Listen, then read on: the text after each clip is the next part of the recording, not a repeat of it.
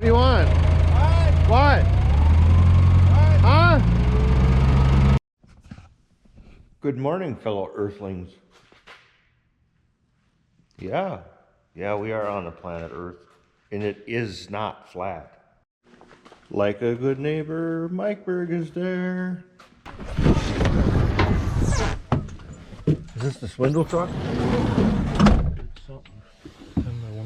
Not much. The deal truck. Oh no, it's not the deal truck. It's the swindle truck. So you guys want to know something? I'm pissed. Not really. I'm alright. I gotta show you something though. It's outside because it's big. Then I'll take you back inside and we'll learn something about big wheels. Big wheels keep on rolling.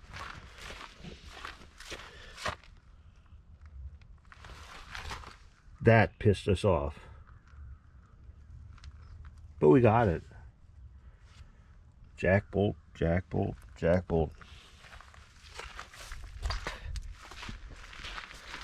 Hey, and a Volvo showed up. A Volvo. I think let's dig 18. He's got all Volvos. That's a nice machine. Volvo? Anyways, I'll take you back in here and do some mansplaining. Hope you don't mind. Well, you're gonna see it in a little while. Ouch! There's something wrong with my big toe. You're gonna see it in a little while. Kyle's got the shaft out of there. That's a big axle. That's a giant planetary. There's a big keeper to keep the nut tight. These are the bolts that we originally started using to jack the shaft. Ha! Jack the shaft. And then we ended up making our own. Got some 1-inch grade 8 heavy duty ready rod. And welded some big nuts on there. Canuts. And actually they pushed against these.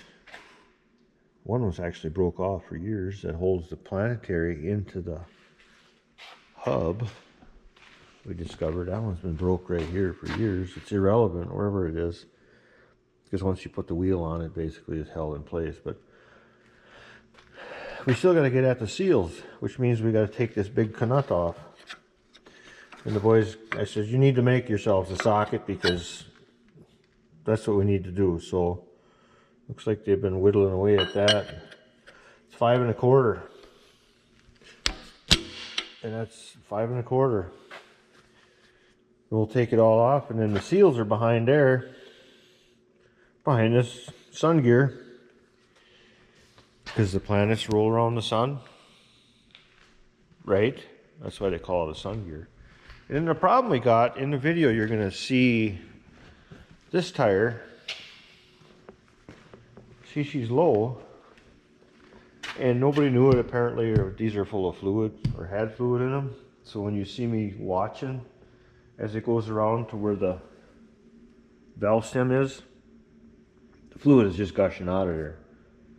The only way to change that valve stem is to remove this wheel.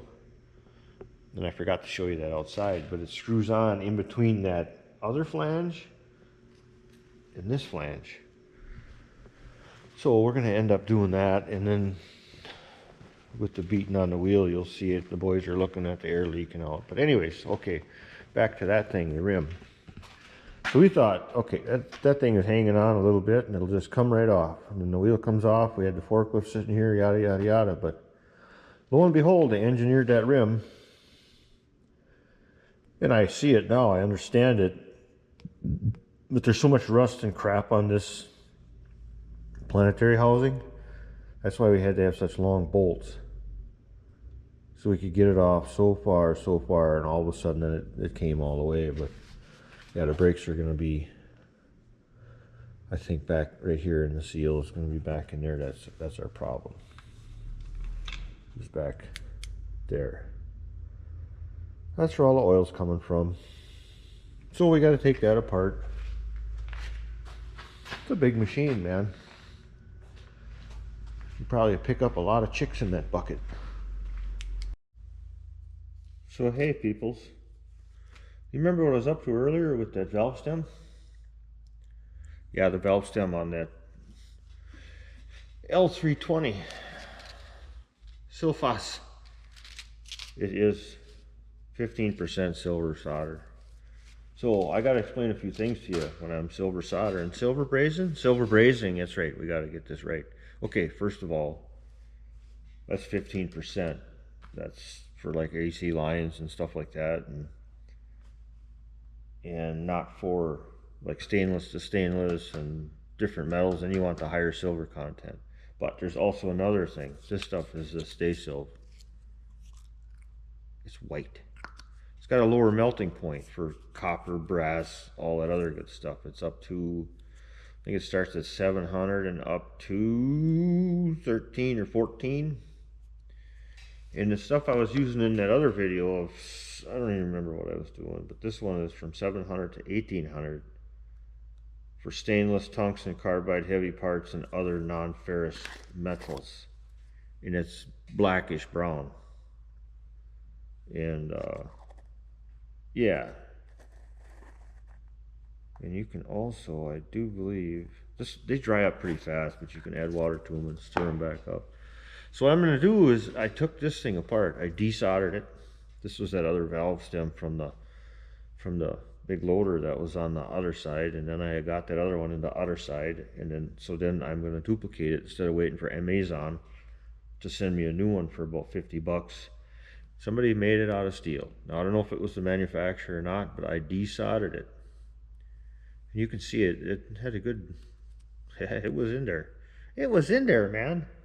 So I got this duplicated. I got it all cleaned out. And I'm going to use copper. Because, you know, it's copper. And I can do that. So I'm going to silver braze this. And you remember this. Because I was bragging about it the other day. Being a cool tool for right on the bench here. Well, I sure am getting irritated at this. That son of a bitch quit again. GoPro my ass. Anyways, I'm done. Now that I see the camera is not working. She's she's, yeah, I got a little ugly on that end, but she'll hold air, man. So basically, I just got to clean her up. Get the O-ring back on there, get the O-ring back on there, and I didn't have to wait for Mr. Amazon to get me a new one.